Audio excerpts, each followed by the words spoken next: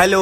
हमके लगल तू हमें ब्लॉक के लिए हवा। हम तोहके ब्लॉक काहे करी? तू हमके धोखा थोड़ी न देले हऊ। धोखा? हम तोहरे सामने एक लड़का का हाथ पकड़ के कहले रहनी हमार बॉयफ्रेंड है। वो लड़का हमरे पास आके तोहार सारी सच्चाई बता देले कि वो तोहार एक प्लान रहल। हाँ, घर का प्रॉब्लम रहल और हम ना चाह रहे तोहके ये बात से प्रॉब्लम हो। तकलीफ तो हमके वो दिन भी फैल रहा है हमार जान, लेकिन खुशी ये बात कह कि आज इतना दिन बाद तोहार आवाज सुने के मिलल है। अच्छा वैसे बतौलू ना तू फोन काहे कैलू है? अगला महीना 5 तारीख की हमार शादी है, तू अइबा ना?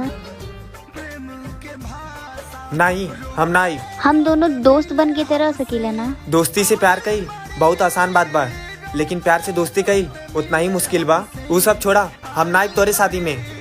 शादी मुबारक हो। आज हरदी से लटाइल बाड़ी हमर जाना आज